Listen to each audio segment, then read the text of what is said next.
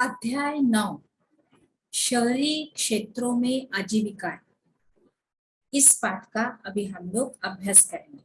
चलिए बच्चों आगे बढ़ते हैं। सड़कों पर काम करना। अभी यह वह शहर है जिसमें मेरी मौसेरी बहन रहती है। अभी ये लेखिका बोल रही है जिसने ये पाठ लिखा है। वो बोल रही है कि उसकी मौसेरी बहन यहाँ रहती है और मैं यहाँ गिनी चुनी बार ही आई हूँ। यह बहुत बड़ा शहर है। एक बार जब मैं यहाँ आई तो मेरी मौसेरी बहन मुझे घुमाने के लिए लेके गई। हम तड़के ही घर से निकले गई थी, ऐसे ही निकले गई थी और जैसे ही हम मुख्य सड़क की तरफ मुड़े तो हमने देखा कि वहाँ काफी चहल पहल थी। यानी शहर का माहौल है तो बच्चों वहां पे तो चहल पहल रहती है। सब्जी बेचने वाली अपनी रेहड़ी पर टमाटर गाजर खीरे को सजाने में व्यस्त थी ताकि लोग देख सके और उसके पास बेचने के लिए और क्या क्या है। उसके बगल में ही फुटपाथ पर एक फूल वाली बैठी थी। वह सुंदर रंगीन और तरह तरह के फूल बेच रही थी। हमने उससे लाल और पीला गुलाब खरीदा। उसके बाद आगे वो कहाँ पे चली गई, ये देखिए एक बाजार का एक छोटा सा स्वरूप है कि सड़क के दूसरी तरफ पटरी पर एक व्यक्ति अखबार बेच रहा था और वह चारों ओर से लोगों से घिरा हुआ था। हर कोई अखबार को पढ़ना चाहता था और वहां से बसें जोर जोर से बस जो बस रहती है वो जोर जोर से हॉर्न बजाती हुई गुजर रही थी। अभी आगे ऑटो रिक्शा स्कूल के बच्चों से ठसाठस भरी हुई थी और जो पास के पेड़ के नीचे एक मोची बैठा हुआ था जो चप्पल सिलाता वगैरह है और छोटे से टीन के बक्से से अपना सामान निकाल रहा था। और वही सड़क के किनारे नाई अपना काम शुरू कर चुका था। उसके पास एक ग्राहक पहले से ही था जो सुबह सुबह दाढ़ी बनवाना चाहता था। अभी सड़क से थोड़ी दूर जाकर एक औरत बैलगाड़ी में प्लास्टिक की बोतलें डिब्बे बालों की पीन और चिमटी ले जा रही थी। वहीं पर एक दूसरा व्यक्ति घर घर बेचने के लिए साइकिल पर सब्जियां ले जा रहा था। अभी हम उस जगह पर आ गई जहां रिक्शा वाले एक कतार में खड़े होकर ग्राहक का इंतजार कर रहे थे।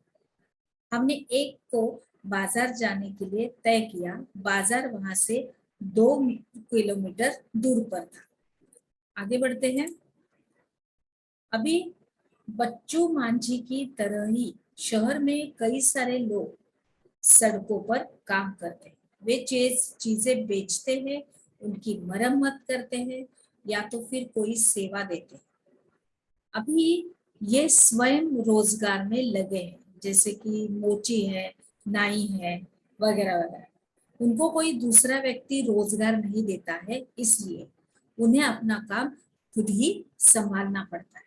वे खुद योजना बनाते हैं और कितना माल खरीदे और कहाँ और कैसे अपने दुकान लगाए। अभी उनकी दुकानें अस्थाई होती है, मतलब एक जगह पे बसी हुई नहीं रहती। कभी आज इधर तो कभी शायद कुछ समस्या आ गई तो वहां से वो उनको जाना पड़ेगा। देखते हैं आगे हमारे पुस्तक में यानी किताब में इसके बारे में क्या लिखा है। तो कभी कभी तो टूटे फूटे जो गत्ते के डिब्बों या बक्सों पर कागज फैलाकर दुकान बन जाती है या खंभों पर तिरपाल या प्लास्टिक चढ़ा लेते हैं और वे अपने ठेले या सड़क की पटरी पर प्लास्टिक बिछाकर भी काम चलाते हैं। अभी उनको पुलिस कभी भी अपनी दुकान हटाने को कह देती है और उनके पास कोई सुरक्षा नहीं होती। कई ऐसी भी जगह है जहाँ ठेले वालों को घुसने ही नहीं दिया जाता। ठेले वालों जो चीजें बेचते हैं ये अक्सर घर पर उनके परिवार वाले बनाते हैं। और परिवार वाले चीजों को खरीद कर साफ करके उसको छाट करके बेचने के लिए तैयार करते हैं। उदाहरण के लिए जो सड़कों पर खाना या नाश्ता बेचते हैं तो वह ज्यादातर घर पर ही बनाया जाता है नाश्ता। और अहमदाबाद शहर के एक सर्वेक्षण में ऐसे पाया गया कि काम करने वालों में ये 12% लोग सड़कों पर काम कर रहे थे। कहाँ पे? अहमदाबाद में। आगे बढ़ते हैं। हमारे देश के शहरी इलाकों में लगभग 1 करोड़ लोग, कितने? 1 करोड़ लोग फुटपाथ और ठेलों पर सामान बेचते हैं।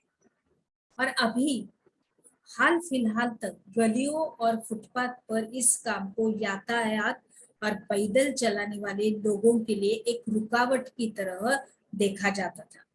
लेकिन कई संस्थाओं के प्रयास में अब इसको सभी के लिए उपयोगी और आजीविका कमाने के अधिकार के रूप में देखा जा रहा है।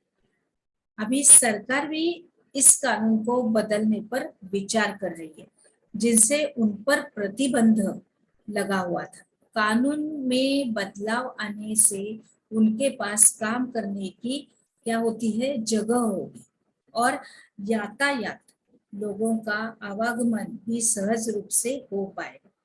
ऐसा सुझाव है कि शहरों में कुछ इलाके ऐसे रहते हैं जहाँ पे फुटपाथ और ठेलों पर सामान बेचने वालों के लिए तय कर दिया जाए। यह कि सुझाव है कि उन्हें खुले रूप में आने जाने की अनुमति हो और वे लोग इन समितियों में रखे जाए जो इन मुद्दों पर निर्णय लेती है। आगे बढ़ते हैं बच्चों। हमने क्या सीखा? इसके अंतर्गत सड़कों पर काम करना, अभी इसके बारे में आपको अपने नोटबुक में लिखना है। तो चलिए आगे बढ़ते हैं।